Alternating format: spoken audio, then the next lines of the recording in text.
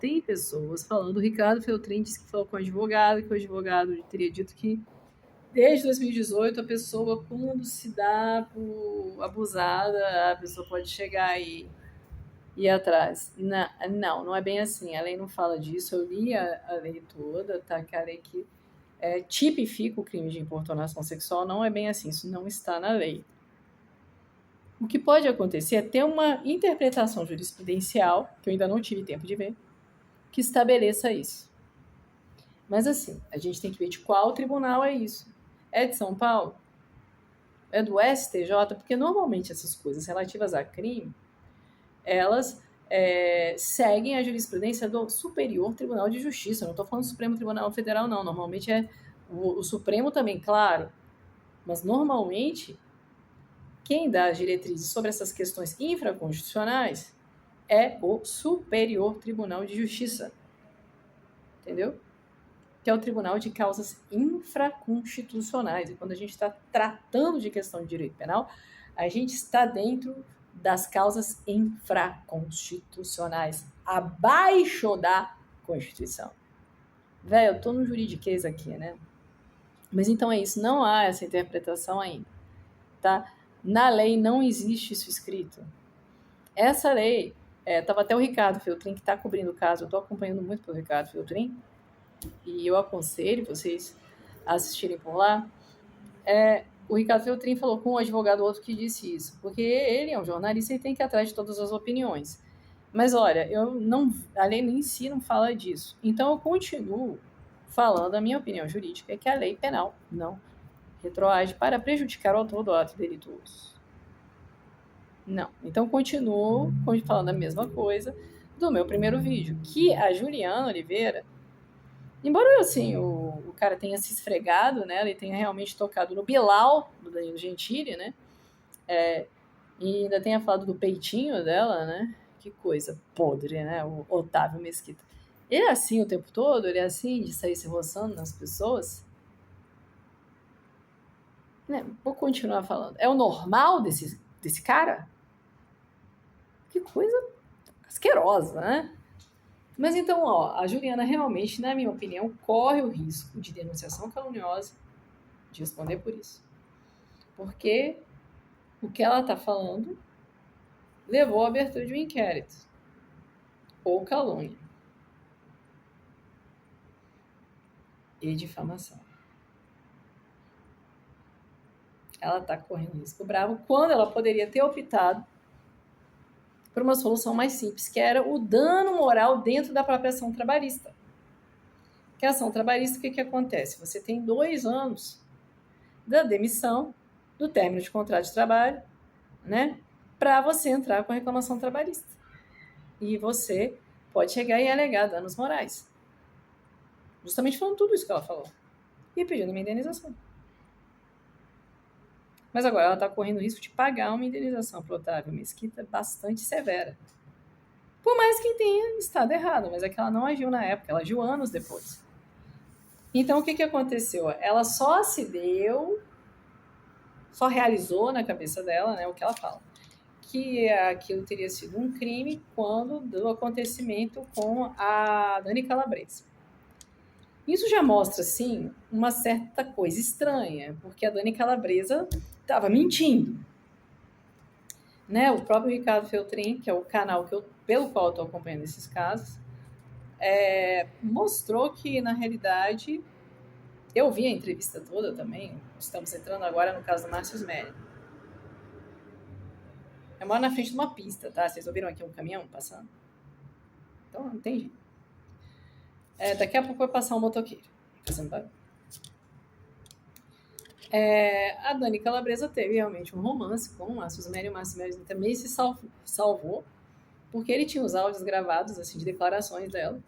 O Márcio Smelly teve um romance com uma pessoa que é dessas pessoas muito ungidas aqui do Brasil, que é uma pessoa da família Byington, que é uma família importantíssima, né, tanto na área econômica quanto na área de cultura, né?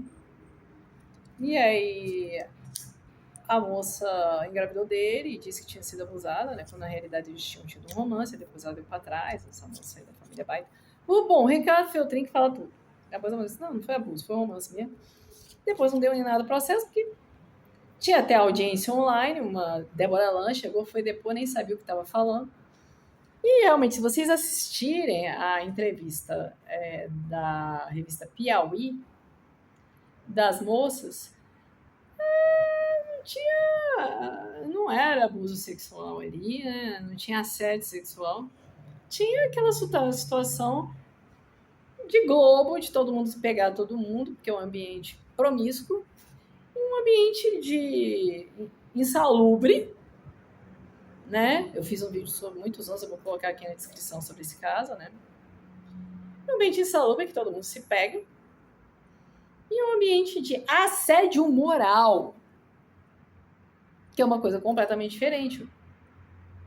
O assédio moral é quando você chega e você sacaneia o outro até o ponto dele chegar e ter que pedir demissão. Né? Exato. É diferente. Assédio sexual, situações de abuso sexual e assédio moral. O assédio moral, por exemplo, o que o Niso Neto fala. Ele foi contratado para ser ator e o Márcio Smelling colocou ele para ser figurante, para não falar nada. Isso é assédio moral. Você contrata uma pessoa para uma função, mas por uma razão ou outra, assim, que normalmente não é um bom sentimento no coração do patrão, coloca a pessoa para exercer uma função inferior. Por exemplo, você contrata um advogado e coloca ele para exercer a função de chefe de cozinha, de copeiro, né? Bom, minha mãe aconteceu isso com ela. Ela tinha um determinado cargo, aí o pai dela morreu, o pai dela era importante, e colocaram ela para ser o serviço, fazer serviço contínuo, que é office boy, né? Essas coisas, né? Isso é o assédio moral, entre outras cositas, né? Mas não é o caso aqui. Então, vamos voltar a Juliana. Fiz um parênteses. Juliana se deu por abusada quando Danilo Gentili ficou a favor do Márcio Smelling. Fez um vídeo, né? E porque o Danilo Gentili já tinha uma tretinha com o Márcio Smelling, né? Já tinha uma tretinha. Aí, a Juliana, vocês viram o vídeo, mandou uma mensagem pro Danilo Gentili, vamos atrás desse cara, vamos na RH, vamos expor esse cara, coloco o meu advogado à sua disposição. E ela, não, eu só queria que vocês soubessem, tá? Aí passam-se mais uns anos, as irmãs Abravanel deixam a Juliana na mão, botam ela na rua, aí ela entra contra o Otávio Mesquita. Ela disse que está falando desse assunto há 4 anos. Elas não ligaram, as irmãs Abravanel, e colocaram ela para fora. Ainda diz, não é bem assim, Danilo. Assim, aquela vozinha, assim, suave, sem mudar o tom. Desconfio muito desse tipo de gente. Essa voz ASMR, aqueles vídeos de ASMR, como é que vocês falam? Fica a mulher falando assim, desse jeito. Toma muito cuidado com pessoas que tenham esse tipo de voz, tá? Experiência pessoal, não de advogado. Então, o que acontece? O advogado dela diz, não, foi estupro, a gente tem tudo documentado. Não foi estupro, o senhor sabe que não foi. Meu senhor está adorando o holofote, né, meu colega?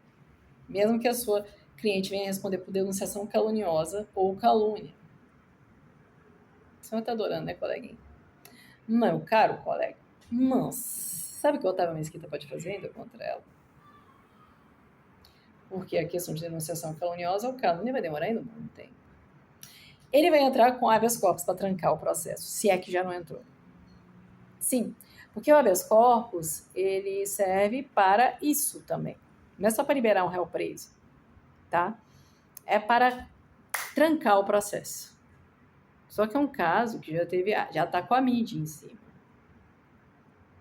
Esses casos são assim, o delegado vai querer chegar até o fim, ver se tem algum rabinho, alguma coisa. E pelo visto, vocês já viram que tem outras 2 pessoas que sofreram uma situação parecida. Nós vamos voltar para Mesquita. Então, que vai acontecer com relação a Juliana? Muito difícil ela conseguir alguma coisa com relação ao estupro. Tá? Muito, muito difícil mesmo. Muito possivelmente aliás, ela está se arriscando a responder por esses crimes aí que eu já falei. Agora as outras que estão falando da mesma coisa do Otávio Mesquita. O que pode acontecer? Ele faz isso constantemente. É o normal dele, esse tipo de atitude, sair se esfregando nos outros, pegando aqui, pegando peitinho, pegando aqui, botando o dedo ali. É o normal do cara. As pessoas estão comentando. Ele acha isso divertido. Pegou assim, ele tem uma hora naquele vídeo específico da Gentili que ele pega o pinto, né? O Gentili da Gentili. Meu Deus, assim, é engraçado isso. Que cabeça. Isso aí, que era, assim. Se uma criança da quinta série tem esse tipo de comportamento, você diz, ó, teu filho está sendo abusado em casa, vou chamar o conselho tutelar agora. Vou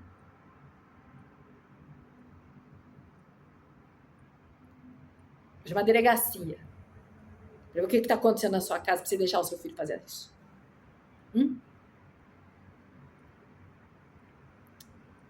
Então, eu estou especulando aqui, mas eu estou especulando com base nos fatos.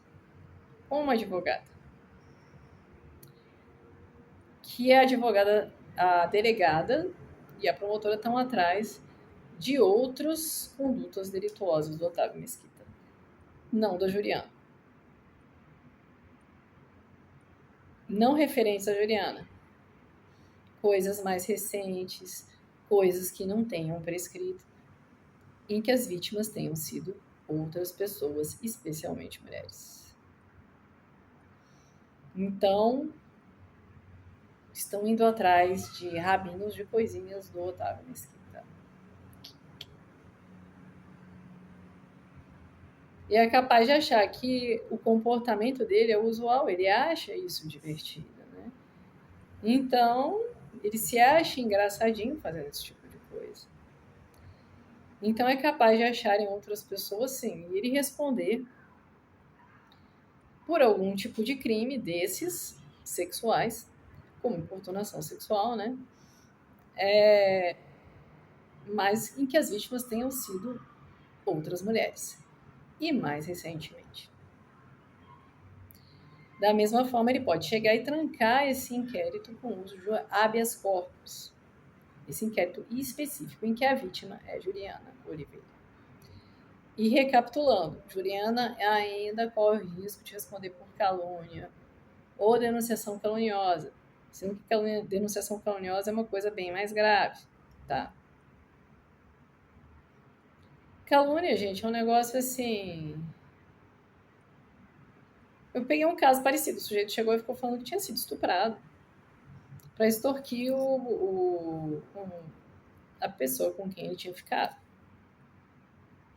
Aí foi entrar com uma ação penal privada, que aí ele... eu sinto muito... eu desculpa, acho que eu não quis falar exatamente isso. Aí teve que se retratar no processo. Me desculpa, eu não quis fazer isso. E a gente só não foi atrás de uma indenização, que eu era advogada da vítima, fui atrás desse cara, porque o meu cliente estava já muito arrasado psicologicamente com o que tinha acontecido, né? Também, né? Assim, você pode ver que eu não entro em detalhes com relação aos casos dos meus clientes. Estou falando muito superficialmente. Bom, ver o que está acontecendo aqui, que eu acho que o meu cachorro está precisando da minha ajuda. Mas um abraço a todos, gente. O vídeo do Márcio Smelling está aqui na descrição, mas não é um vídeo jurídico, tá? Um abraço e bom feriado. Bom dia do trabalho. Lembre-se dos advogados trabalhistas.